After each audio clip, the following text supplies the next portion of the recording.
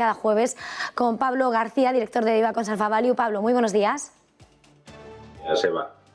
Bueno, venimos inmersos en la turbulencia de los mercados. Solo si miramos en Wall Street de lo que ha sido, bueno, una sesión de calma más o menos con ese cierre mixto de las últimas horas frente al desplome, ¿no?, que hemos visto en sesiones anteriores, sobre todo en el Nasdaq.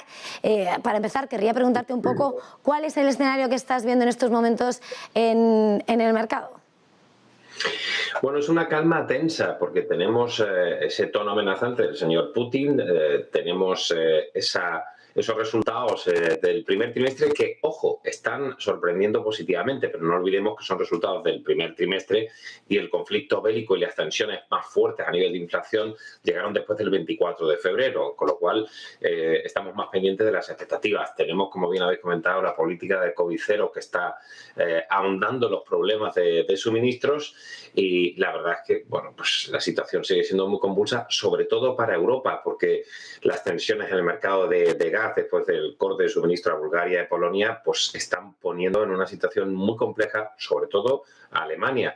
Así que hemos visto tensiones de nuevo en el gas, el precio del crudo se mantiene en esas zonas de 103,5, 104 dólares barril, parece que no está tensionándose demasiado, pero las perspectivas macro y micro pues siguen siendo muy, muy débiles, ¿no? Y mientras, pues Christine Lagarde, pues a por uvas, ¿no? Hemos visto las subidas de los bancos centrales de Europa, porque sí, Hungría está en el 5,40%, República Checa en el 5%, Polonia en el 4,5% y, sin embargo, el Banco Central Europeo está en el 0%. ¿Eso qué ha hecho? Que nos ha llevado al eurodólar a mínimos desde 2017. Es un tema de paridad de tipo de cambio, es decir, los tipos están subiendo en Estados Unidos, aquí al 0%, insisto. Si alguien piensa que la inflación de países como Polonia, República Checa, Hungría es muy diferente de la de Austria o de la de Alemania, se está equivocando. La diferencia es que estamos llegando muy, muy tarde, como hemos comentado muchas veces en negocios de televisión. Así que las tensiones cada vez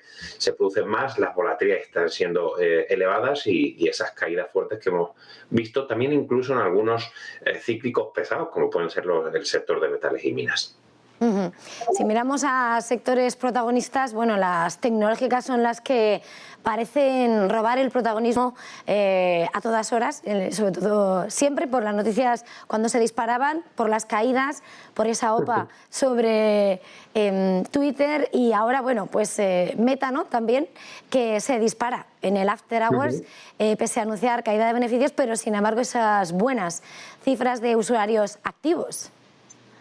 Qué caprichoso es el mercado, ¿verdad, Eva? Porque estamos con una tensión después de ver los resultados de Netflix. Que, ojo, los resultados del primer trimestre de Netflix no fueron malos, incluso superaron en ventas, pero las expectativas de suscriptores defraudaron. Creo que son 226 millones, hablamos de 200.000 usuarios que perdieron, ¿no? La verdad es que el título se ha desplomado. Vimos incluso a Google, que estábamos muy pendientes de los gastos en publicidad, el mercado las hizo caer a la cotización con fuerza. Y entonces temblábamos qué va a pasar con Zuckerberg, con Facebook, con todo Meta Platform.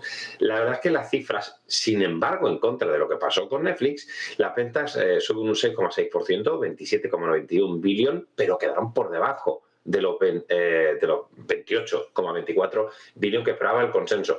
¿Qué es lo que ha gustado para que los títulos estén subiendo en el After Hour? Bueno, que las cifras de, digamos, usuarios diarios activos ha sido ligeramente superior. Fijaros en el dato, 1,96 billones. Será una pasada, pero el mercado esperaba 1,94.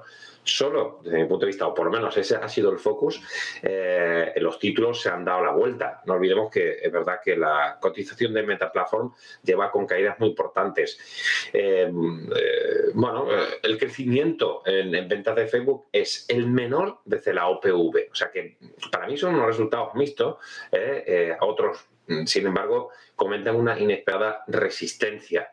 Al final, como ves, depende cómo lo mires, pero Es verdad que la compañía ha destacado que esperan que el tema de aplicaciones del Family of Application, que llama la compañía, crezca o tengan un comportamiento mejor para el resto del año. Pero ahí incluso subieron en el primer trimestre un 6,1%, pero quedaron ligeramente por debajo de lo previsto. Así que, de verdad que con esto, y si nos hubieran puesto una venda y hubiéramos dicho, a ver, dime qué va a hacer el mercado, alguno podría pensar, bueno, son muy mixtos, a ver cómo los coge el mercado. Parece que de momento los ha absorbido bastante bien.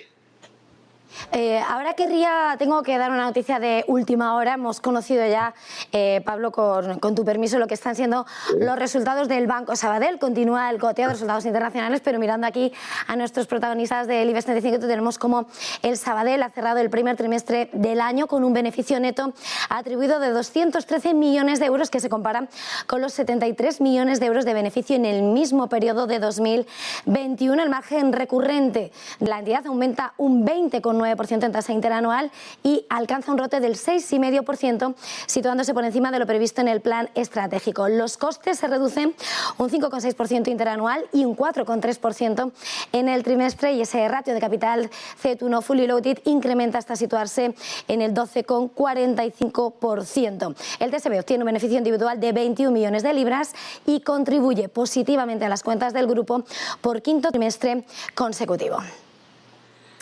Son los resultados del Banco Sabadell que estábamos esperando, evidentemente. Entiendo, Pablo, que no has podido mirarlos, hemos recibido hace un momentito las cuentas, pero en este momento querría preguntarte un poco de lo que tenemos... ¿Cómo que no? El panadero está aquí desde muy temprano, ya lo tengo aquí delante. Si es que ni los croissants ni las baguettes nos llegan tarde, Pablo, contigo. Bueno, pues no sabía si te iba a pillar y me encanta que los hayas podido mirar. Cuéntanos qué te han parecido. Lo más interesante es que ya hemos tenido los resultados de Bankinter, que como de costumbre, el banco de Dolores Francausa y Pedro Guerrero, fantástico, y los mejores en calidad. A mí Santander me encantaron porque Estados Unidos y Brasil sigue tirando. Hemos visto que la mora repunta, pero mucho menos de lo que va a repuntar en un futuro.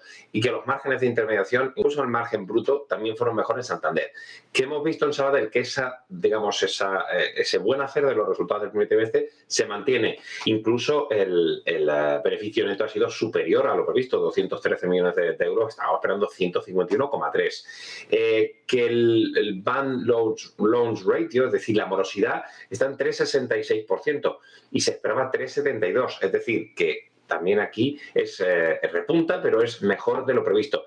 Y respecto a los ratios de solvencia, algo que preocupa cuando las cosas se ponen mal, hay que reconocer que los ratios siguen siendo muy elevados, 12,5%. Santander bajó 18 puntos básicos los ratios de solvencia, pero seguimos teniendo un colchón, para que los telespectadores lo entiendan, muy importante de solvencia, gracias a que el regulador, aunque a veces los machaca y digamos, les exige una solvencia muy importante, la solvencia está siendo muy elevada para Sabadell también, 12,5%. En resumen, los resultados de la entidad catalana han sido satisfactorios y en línea con lo que hemos estado viendo en la banca comercial hasta ahora.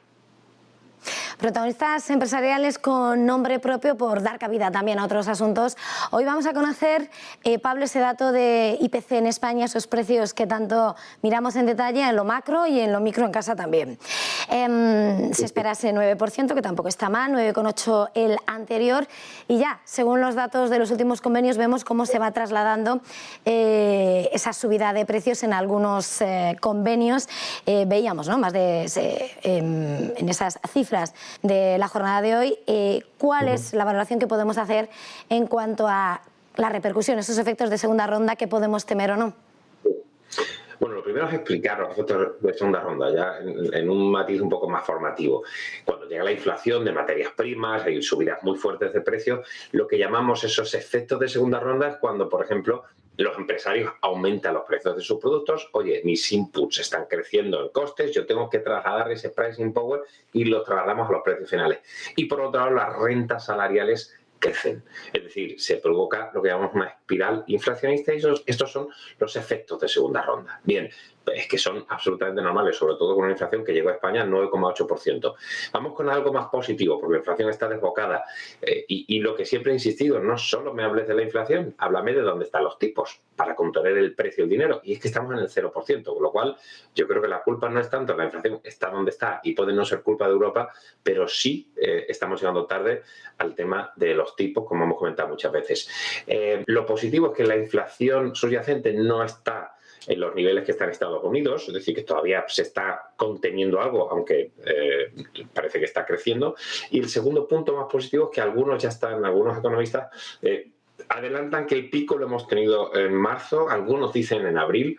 Ojalá sea así. Llevan equivocándose 2 años, pero bueno, pues parece que esas tensiones en el precio del petróleo, en algunos tanto hard commodities como soft commodities, se están templando.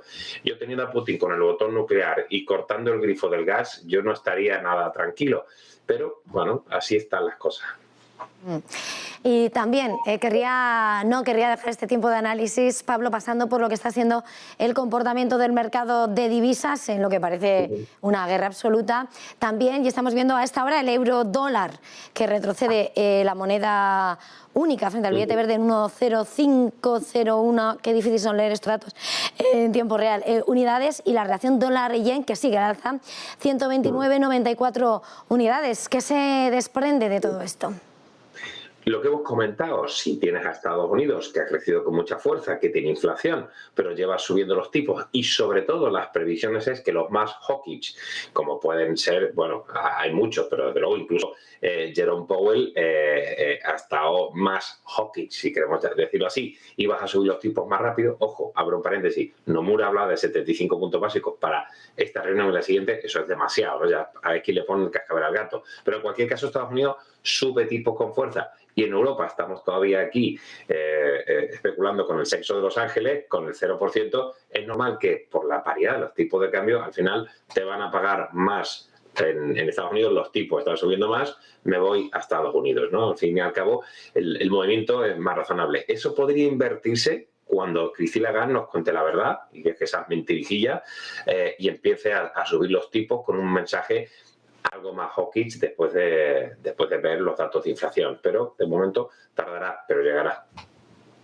Y ya para terminar, Pablo, perdóname, querría también pasar sobre lo que está siendo el análisis del movimiento de los flujos que estamos viendo en el mercado, porque hemos visto cómo la guerra ha provocado la mayor salida de dinero de fondos en Europa en 2 años, según los datos de Morningstar. Bueno, ¿cuál es el escenario que queda de cara a lo que es mirar la formación de las carteras también? ¿Cuál es el análisis que realizas después de esa salida? Bueno, lo más importante es que el inversor está temeroso porque no sabe dónde meterse, porque la renta fija, como hemos insistido en negocios de televisión, no es la mejor opción. No solo no es la mejor opción, sino llevamos meses insistiendo que la posición más fuerte que tengo es el corto apalancado del boom, que significa pienso que los precios de los bonos van a caer con mucha fuerza y van a subir las rentabilidades. Eso nos ha llevado al ranking número 1 en los fondos mixtos en positivo, gracias a estar corto. Si el inversor no está seguro con la renta fija, si los mercados de renta variable están cayendo a doble dígito, pues es normal que haya una salida de fondos. ¿Y dónde está entrando? El sector inmobiliario sigue bastante fuerte y pensamos que incluso los precios empiezan ya, en términos relativos, a ser demasiado caros. Eso está pasando, pero hay fondos. Nuestro fondo todavía está ligeramente en positivo, con un mercado cayendo un 13% y estamos en el 0,7%, pues estamos muy satisfechos. Pero esa es la explicación. El mercado no sabe dónde guarecerse ante esta situación que sigue siendo muy convulsa. Pues vamos a dejarlo aquí. Como siempre, un placer por todo este análisis en tiempo real, recién salido del horno, como cada jueves. Pablo García, director de Divacons Alpha Value. Un placer haberle tenido una vez más aquí en Negocios Televisión. Feliz jornada, feliz negocio y que siga cundiendo tanto. Igualmente, gracias, Eva.